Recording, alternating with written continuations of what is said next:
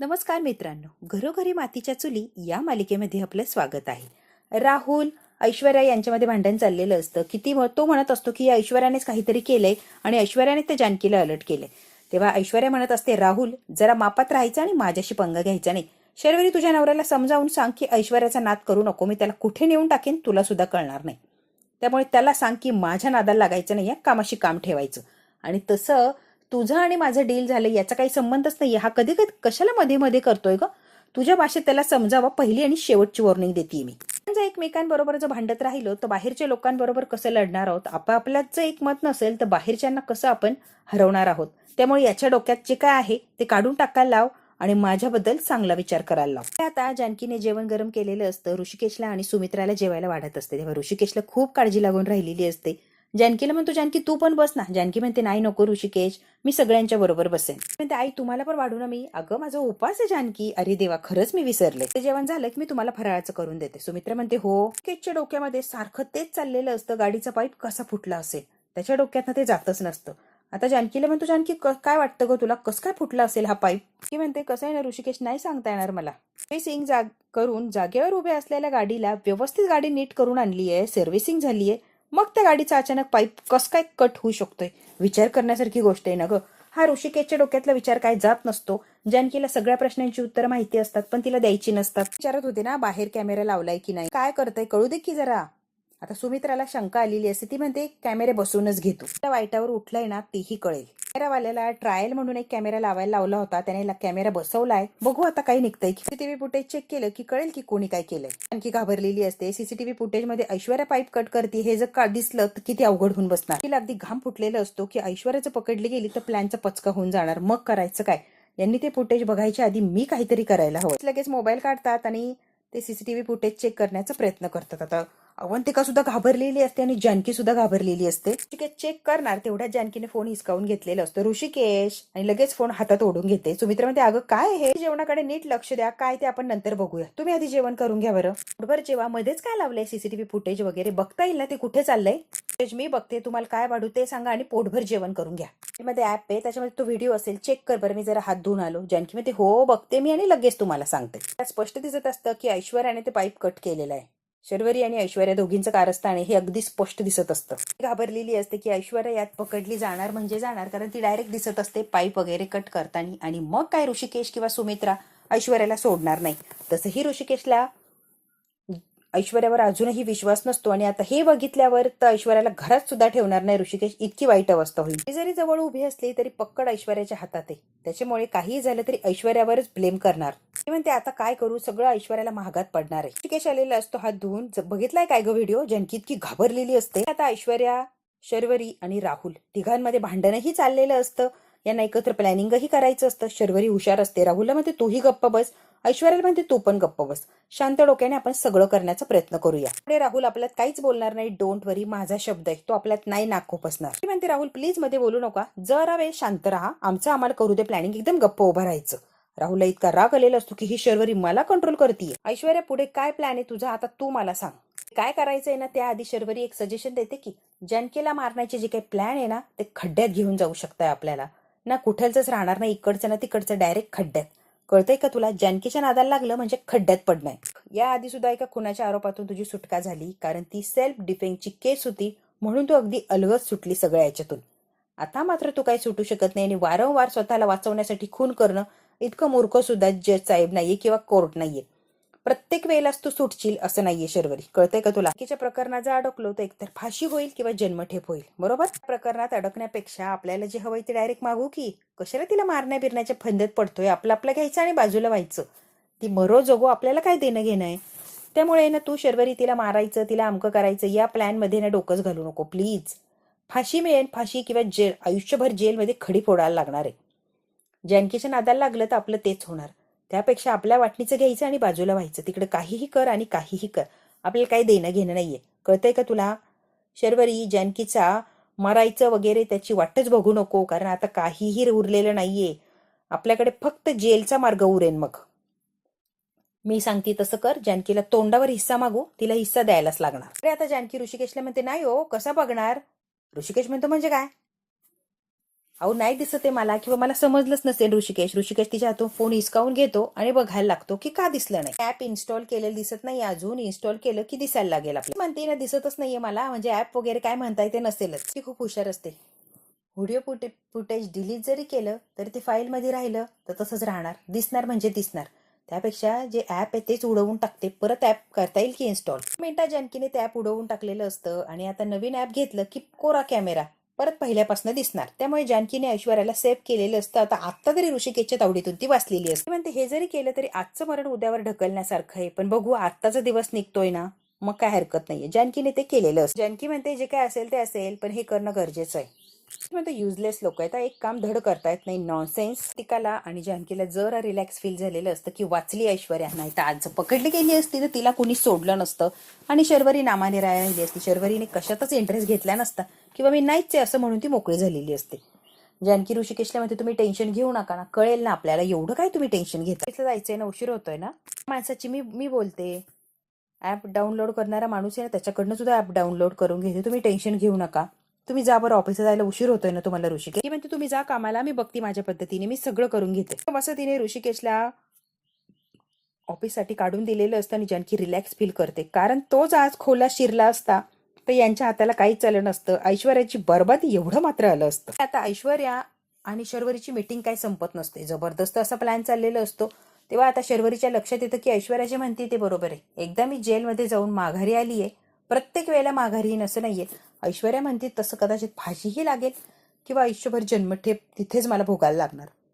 ना ऐश्वर्या, आपल्याला जे घडवून आणायचंय ना त्याच्यासाठी खूप खूप एफर्ट्स घ्यायला लागणार. तरी जबरदस्त असं प्लॅन करायला लागणार, म्हणजे लागणार, तरच आपला प्लॅन वर्क होऊ शकतोय. तुला कळतंय का? ऐश्वर्या म्हणते सगळं कळतंय ग. राहुलला हे अजिबात आवडलेलं नसतं की ऐश्वर्याच्या समोर तिनं राहुलला शांत केलेलं असतं. एकदम शांत बसायचं, आम्ही काय बोलतोय ते फक्त ऐक. बरी म्हणते ऐश्वर्या तुला काय करायचंय ते कर, मी तुला जॉईन करते, तू म्हणशील तसं आपण करूया. ऐश्वर्या म्हणते ठीक आहे, मी सांगते तुला कसं आणि काय करायचं. आता तिथून निघून गेलेली असते आणि आता लगेच राहुल बडबडायला लागतो. करतेस तू, या वाईच्या नादाला लागती ना, चूक करते, स्वतःच्या पायावर धोंडा पाडून घेतीये.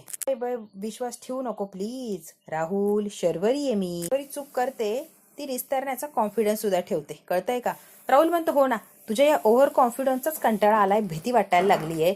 जेवढे पैसे तेवढे घेऊन निघून जाऊ की, कशाला अजून लालच करते, आणि लालच करत बसलो तर हाताला काहीच येणार नाहीये ना. आपण जर पकडले गेलो ना तर खूप खूप अवघड होऊन बसणार आहे. त्यामुळे शर्वरी या सगळ्या गोष्टींचा नाद सोडून दे आणि इथून कसं पळून जायचं त्याच्याकडे लक्ष दे. पण तो या बायका खूप डेंजर आहे, यांच्या नादाला लागणं फार अवघड आहे, नको यांच्या नादाला लागू. या अडकवतीन म्हणजे अडकवतीन शब्द आहे माझा. शर्वरी राहुलवर जराही विश्वास ठेवत नसते आणि ती ओव्हर कॉन्फिडन्स मध्ये असते की तिला माहिती मी दोन खून केले तरी सुद्धा अगदी व्यवस्थित बाहेर पडले, तर या 3 बायका काय इतक्यात मी हँडल करेल. गप्प बसणाऱ्यात त्या नाहीये, यांच्याकडे पुरावे नाहीत ना, म्हणून त्या गप्प बसल्या. शरीर म्हणते ठीक आहे ना रे, किती वेळा तेच सांगतोय, माहिती मला, नको सांगू यासारखं. हे ऐकतीस ग, इतक्या वेळा सांगून 1000दा सांगून झालंय. शरीर म्हणते अजून लाख वेळा सांग, मी तुझं ऐकणार नाही म्हणजे नाही. मला जे करायचंय ना राहुल, मी तेच करणार. राहुल 2 खून करून निर्धास्त उभी दिसतीये ना मी, अजून कशाला घाबरती? मी कशालाही घाबरत नसते, सगळ्या याच्यातून अगदी व्यवस्थित अलगद बाहेर पडते. त्यामुळे डोंट वरी राहुल, हे सुद्धा मी सहज पचवेन आणि सगळं काम करून नामानिराळी होणार यात काही शंकाच नाही. अजिबात घाबरू नको रे. गोष्ट आहे ना पक्की लक्षात ठेवा राहुल, या शर्वरीचं कोणी काहीही बिघडू शकत नाहीये. तर मनातल्या मनात म्हणत असतो, शर्वरी तू जर माझं ऐकलं नाही तर तुला नक्की या सगळ्याचा पश्चाताप होणार, यात काही शंकाच नाहीये. आता ऐश्वर्या बाहेर आलेली असते हॉलमध्ये आणि जानकीला म्हणते मला फार महत्वाचं बोलायचंय तुझ्याशी, जरा मला 5-10 मिनिटं वेळ. ती म्हणते बोल की, काय बोलायचंय? मला माझी रूम जरा रिनोव्हेट करायची, त्यासाठी पैसा लागणार आहे आणि मला हवी तशी करायची म्हटल्यावर जास्तीच पैसा लागणार. मग काय ग, पैसे लागतील ना, मग तेच मागायला आली तुझ्याकडे मी. 35 लाख लागतील एका रूमला. 35 लाख? हो, लक्झरियस रूम करायची म्हटल्यावर 35 लाख काहीच नाहीये. तरी पण मी तुला कमीच सांगितले. आता 35 लाख ऐकल्यावर सुमित्रा, जानकी सगळ्यांनाच धक्का बसलेला असतो. ऐश्वर्याने 35 लाखांची मागणी केली आहे. तुझी रूमच करायची ना फक्त, की अख्खं घर करायचंय आपल्याला? घर तर छान आहे सगळं, घराला काही सजावट काहीही करायची गरज नाहीये. 35 लाखात एक रूम करायची की अख्खं घर? हो, लागतात म्हणल्यावर लागतात. डिश वॉशर सुद्धा घ्यायचंय, भांडी घासायचा कंटाळा येतो, त्यामुळे मी काय घासत बसणार नाहीये. थंडी म्हणल्यावर काय थंड पाण्यात हात घालून भांडी धुवायची का? नाही, जमणार नाही. डिश वॉशर घेणार म्हणजे घेणार मी भांडी वगैरे धुत बसणार नाहीये. मला 35 लाख हवेत म्हणजे हवेचे, मला काय माहित नाहीये. त्यांचं काम हलकंच होणार ना, काय अवंतिका, बरोबर आहे ना? जानकी म्हणते तुझं बघ ना, सगळ्यांच्या कामाचा कशाला विचार करते ऐश्वर्या? वाटत नाही डिश वॉशर गरजेचं आहे? अगं जानकी तुला काय वाटतं, त्याशी घेणंच नाहीये, मला वाटतंय ना गरजेचं आहे म्हणल्यावर गरजेचं आहे. आणि मला ते बसवायचंय म्हणल्यावर बसवायचंय. कित्येक वर्ष झालं तशीच 1 मिनिट तो बसावं वाटत नाही. काय रूम आहे ती बोरिंग. मला आता नाही, मला त्या रूम मध्ये बसू वाटत नाहीये. जानकी म्हणते तुझी रूम किती घाण झाली ना, बघतेच मी. चल चल चल. आता ह्या तिघी रूम मध्ये आलेले असतात. ऐश्वर्या म्हणते बघ की माझी रूम, बघ बघ. जानकी म्हणते तुझी रूम खूप छान आहे, रेन्युनेट करायची काही गरज नाहीये, खूप छान अवस्था आहे रूमची. कशाला उगाच एवढा पैसा घालतीये ग. छान व्यवस्थित सगळं काही छान दिसतीये रूम. आणि कशाला एवढा पैसा हवाय ऐश्वर्या, काहीही पैसा घालू नकोस. म्हणते मलाही तेच वाटते ऐश्वर्या, उगाच एवढा पैसा व्हायला घालवू नकोस. वाटते माझी बेडरूम आहे, मला हवी तशी मी करणार म्हणजे करणार, तुमचं काय मी ऐकत नसते. रूम आहे, फर्निचर, कलर, सगळं सगळं काही माझ्या पद्धतीने हवंय. मला पैसे हवे, रूम करायची म्हणजे करायची, मला पैसे दे म्हणजे दे. जानकी म्हणते अवंतिका आता ही काय ऐकणार नाहीये, काही झालं तरी किती सांगितलं तरी ही काय आपल्या ऐकत नसते, हिला पैसे द्यायलाच लागणार. की या तिघी जणी बोलत असतात तेवढ्यात काय शर्वरी आलेली असते. जानकी म्हणते बरी आहेस का ग तू, पैसे मिळतात म्हणून वाटतील तसं खर्च करायचं नाहीये, आणि 35 लाखांचं एका रूम मध्ये असं काय करणार आहे तू. आता लगेच शर्वरी आलेली असते. म्हणजे हो का, कुणी कुठे कसा पैसा खर्च करायचा आता ते पण तूच सांगणार का जानकी. आहे ना पैसा मग वापरू दे की, कशाला कोणाला नियोजन सांगतीये. जानकी म्हणते हो ना, पैसा आहे म्हणून कुणी कुठेही उधळायचं नाही याचा अर्थ असा होत नाही, कळलं का. दिवसात काय खायचं काय प्यायचं ही सगळं जानकीच ठरवेल, आपण काहीच ठरवू शकत नाही. शर्वरी तुझ्याशी बोलतीये का मी ऐश्वर्याशी बोलती, आम्ही दोघी बघू ना. तू कशाला मध्ये तोंड घालतीयस ग, कशाला शहाणपणा करतीयस. घराचं मी भाग आहे आणि मी मध्ये बोलणार म्हणजे बोलणारच, तुला आवडो किंवा नाही आवडो मी बोलणारच. खऱ्या बाबतीत जर बोलणार असेल तर मी बोलणार म्हणजे बोलणारच, मग मी काय ऐकत नसते. अन्याय मी सहन करत नसते. अन्याय होतोय का नाही बोलायचं, आणि किती दिवसांपासनं मागतीये तर द्यायला काय हरकत आहे. आणि काय मागितलं तर 35 लाख, एवढीशी रक्कम द्यायला तुला काय जातंय, दे की काढून, तुला काय त्रास होतोय. म्हणते एक्झॅक्टली, थँक्यू शर्वरी माझी बाजू घेतल्याबद्दल. ही जानकी काय मला काही देणार नाहीये, एवढेच काय पैसे मागितले तर काय घर डोक्यावर घेतीये ती. चालू कुणाला नाही चालू मला माहित नाहीये जानकी म्हणते, पण मला चालणार नाहीये त्यामुळे मी काय पैसे देत नसते.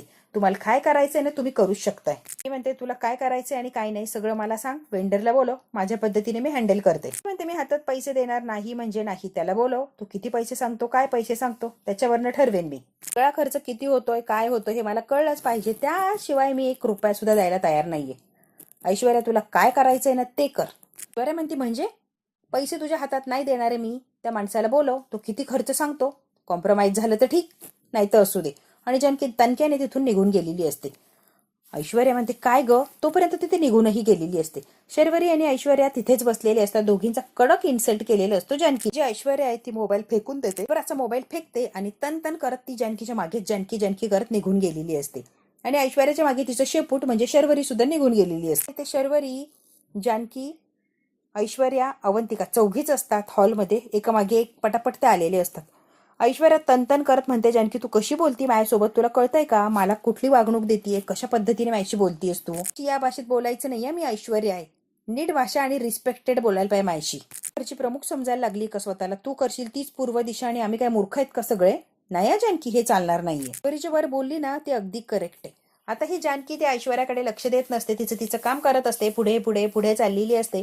आणि ऐश्वर्या तमाशा घालतच असते, भांडण करतच असते. आता आम्ही काय करायचं हे पण तूच ठरवणार आहे का. जानकी म्हणते हो ठरवणार आहे मी. आता सुमित्रा सुद्धा आलेली असते, यांच्या भांडणाचा आवाज ऐकून, आणि ती जबाबदारी माझ्यावर टाकली आणि ती जबाबदारी मी पार पाडणार म्हणजे पाडणारच. जानकी इनफ, प्रत्येक वेळेला नानांचं नाव मध्ये घेते आणि सगळ्या याच्यातून सुटते, हे जमणार नाही. काही असलं की नानांचं कारण सांगते, नानांचं कारण सांगते आणि सगळ्या जबाबदाऱ्यातून हात झटकावते. पर्यंत खूप ऐकलं, आता मात्र मी तुझं काही ऐकत नसते. किती काय झालं तरी मी तुझं काही ऐकणार नाहीये जानकी. जितके पैसे हवे तितके पैसे मला माझ्या हातात दे, नाही तर बघले राडा होणार. वेंडर फिंडर कोणाला बोलवणार नाहीये, माझ्या रूम साठी मी स्वतः सगळं काही बघणार आहे, कोणालाच मी बोलवणार नाहीये. त्यामुळे तुझ्या पद्धतीने किंवा वेंडरच्या पद्धतीने रूम मी डेकोरेट करणार नाहीये. तू सगळं स्वतः मॅनेज करणार आहे ना. कशासाठी किती किती काय काय पैसा लागणार, कसं कसं काय करणार, सगळ्याची लिस्ट बनवून द्यायची, मग तुला पैसा द्यायचा की नाही ते मी ठरवेन, कळतंय का. गोष्टीचा हिशोब द्यायचा, नाही तर तुला 1 रुपया सुद्धा पाहायला मिळणार नाही. हिशोब द्यायला तयार असशील तर ठीक, नाही तर चल निघ. जानकी त्या ऐश्वर्याकडे लक्ष देत नसते, पुढे पुढे चाललेली असते. ऐश्वर्या म्हणते जानकी माझे पेशन्स चेक करतीये का तू, मी ऐश्वर्या आहे आणि मी काहीही करू शकते.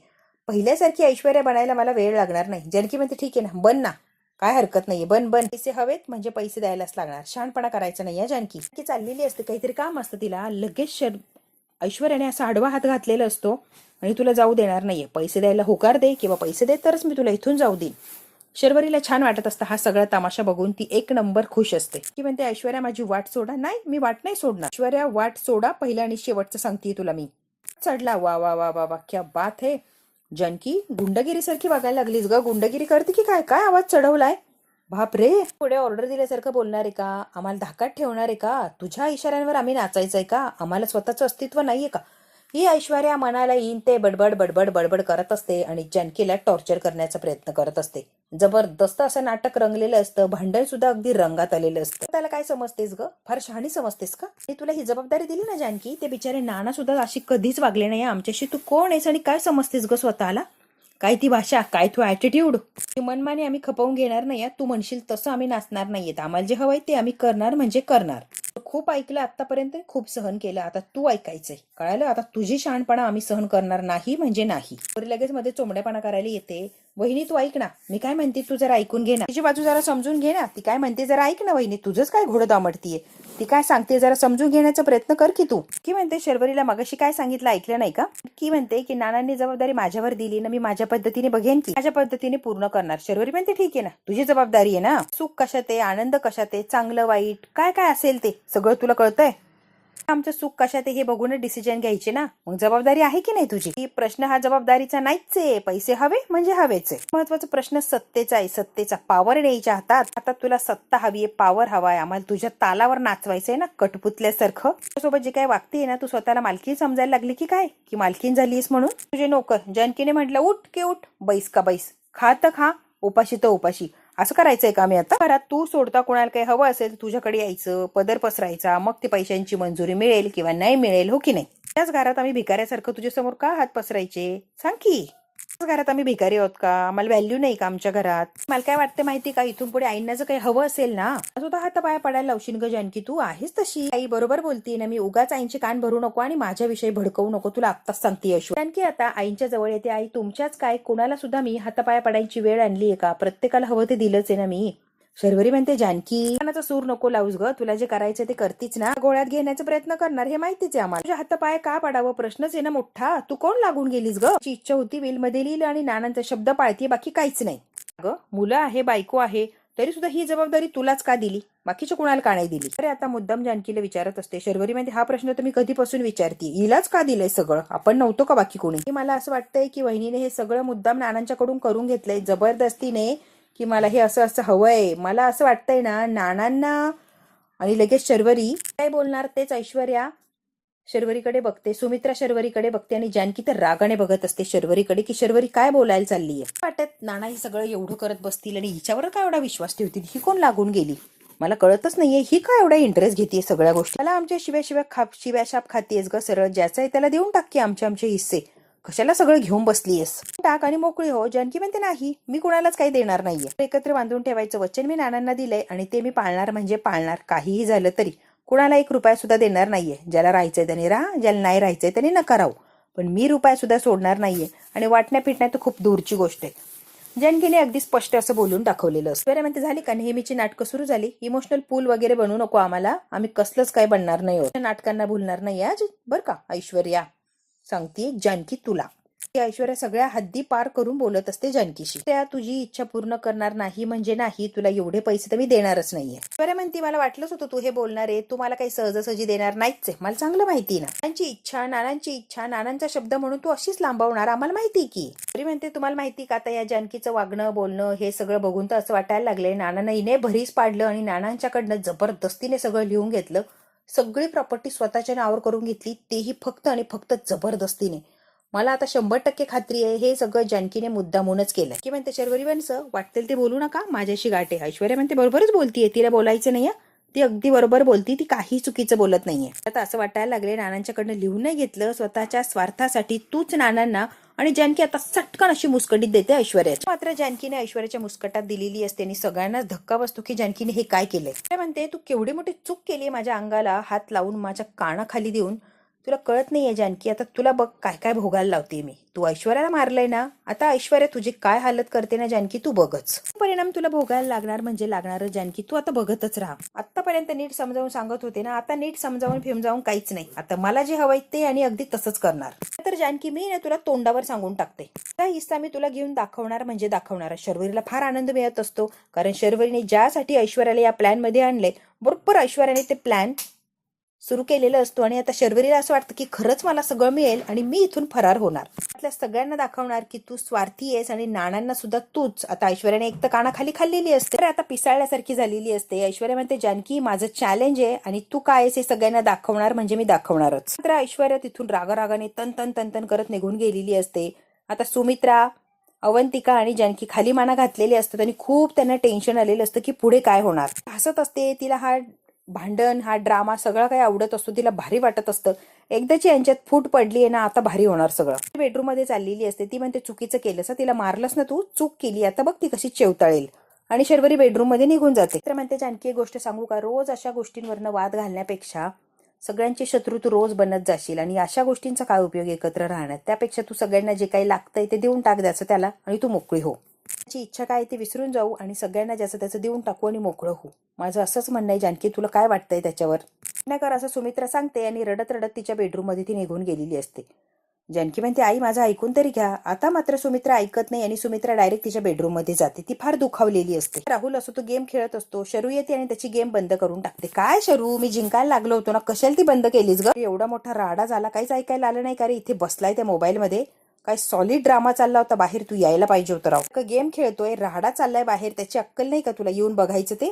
काय लावलंय वावलटपणा तुझं तुला माहिती. काय करणार होतो, बायकांची भांडण चालली की भांडा की तुम्ही, मी कशाला तुमच्यामध्ये पडू. की आणि ऐश्वर्याचं भांडण, मी कशाला माझा वेळ फुकटात घालू. मरू दे तिकडेच. जिंकलं कोण ग, ऑफकोर्स ऐश्वर्याच जिंकली. असं काय म्हणतोयस तू, ऐश्वर्याच जिंकणार होती आणि ती जिंकली. भांडते ती, काय दम आहे यार. ती जानकीची बोलतीच बंद करून टाकते. फाड फाड फाड फाड बोलते आणि मग काय समोरच्याची बोलतीच बंद करते रे ती. खरंच सॉलिड आहे. होती तेव्हा बघूच आपण. तू बाहेर यायला हवं होतं, सॉलिड भांडणं मिस केलीस तू. या राहुलचं लक्ष नसतं, हा गेमच खेळत असतो. मी म्हणते ठीक आहे ना, तू हा गेम खेळ, पण माझ्या डोक्यात जो दुसरा गेम चाललाय ना त्यामध्ये ऐश्वर्याच हुकमाचा एक्का असणार. काहीही झालं तरी ऐश्वर्याला मी काही सोडत नसते. जानकी, अवंतिका आलेले असतात रूम मध्ये. जानकी पटकन दार लावते आणि अवंतिकाला टेन्शन आलेलं असतं जे काय खाली बघितलंय त्याच्यावर. म्हणते वहिनी त्या ऐश्वर्याला मानायला पाहिजे. काय भांडत होती ती सॉलिड. एक क्षण असं वाटलं की ती खरंच हिस्सा मागती की काय. सॉलिड सॉलिड ऐश्वर्या ना, खरंच कमाल कमाल या वहिनी. म्हटलं खरंच तिला हिस्सा हवाय म्हणूनच एवढी तावातावात भांडती. काय भांडती ती. ऐश्वर्याचं वागणं खरं वाटलं. हो वहिनी, खरंच वाटलं मला तिचं वागणं. माणसाने सुद्धा ऐश्वर्याचं वागणं खरंच वाटलं असणार आहे. त्या प्लॅनचा भाग आहे, तुला माहित असून सुद्धा ऐश्वर्याचं वागणं तुला खरं खुरं वाटलं. बरोबर ना अवंतिका. प्लॅन सक्सेस होतोय, कळतोय का तुला अवंतिका. प्लॅन तर करतोय खरं वहिनी, पण करायला जायचो एक आणि व्हायचं काहीतरी भलतंच. असं व्हायला नको वहिनी. मी काय सांगते लक्षात येतंय का वहिनी. अवंतिका रिलॅक्स, तसं काही होणार नाहीये. आपण ठरवलं तसं छान आणि व्यवस्थितच होणार आहे. पॉझिटिव्ह राहायलाच लागणार. काही झालं तरी घराचे हिस्से नाही होऊ देणारे, डोंट वरी. माणसाने किती जरी प्रयत्न केले तरी ती मी त्यांना यशस्वी होऊ देत नसते. हे प्रयत्न मी हाणून पाडणार म्हणजे पाडणारच. हा भाग तर इथेच संपतोय. पुढच्या भागात काय होणार आहे आपण अगदी थोडक्यात बघायचं. डायनिंग टेबलवर नाश्त्यासाठी थांबलेले असतात तेव्हा ऐश्वर्या तिथे येते आणि जानकीला म्हणते तुला सांगितलं होतं ना ग, प्रॉपर्टीचे हिस्से करण, आम्हाला मोकळं कर. काय ठरवलंय त्याच्याबद्दल. ते काय ठरलंय ते कालच सांगितलंय. परत परत काय सांगणार नसते. ही करणार नाही, कुणाला काहीही देणार नाही. त्यामुळे तू टेन्शनच घेऊ नको ऐश्वर्या, मी काय तुला रुपया देत नसते. आता बिचारा ऋषिकेश डायनिंग टेबलवर नाश्त्यासाठी बसलेला असतो आणि त्यांचा हा तमाशा सकाळी सुरू झालेला. बरी म्हणते तू तुझा मुद्दा मागं घेत नाहीये का, म्हणजे तुला आम्हाला काही द्यायचंच नाहीये का, तर आम्ही सुद्धा का मागं हटू. आम्हाला सुद्धा आता पाहिजे म्हणजे पाहिजेच. आम्ही काय आता माघार घेत नसतो म्हणजे नसतो. तोपर्यंत तू आमचं ऐकत नाही ना, तोपर्यंत आम्ही सुद्धा माघार घेणार नाही म्हणजे नाही. जानकी आम्ही सुद्धा हट्टी आहोत. मरण उपोषणाला बसणार आहोत. काही झालं तरी आम्ही खाणार पिणार नाहीच आणि आमच्या मागण्या पूर्ण घेणार म्हणजे घेणार करून. आमच्या मागण्या पूर्ण झाल्याशिवाय आम्ही काय इथून उठत नसतो. सगळ्यात जर आम्हाला काही झालं ना तर फक्त आणि फक्त जानकी तू जबाबदार असणारी सगळ्याच गोष्टींसाठी. हे सुद्धा लक्षात ठेवा तू. ऐश्वर्या आणि शर्वरी बसलेले असतात उपोषणासाठी. मांडी घालून मस्त चटई टाकलेली असते आणि आता रिलॅक्स मध्ये बसलेत, कारण त्यांना त्यांच्या मागण्या पूर्ण करायच्या असतात.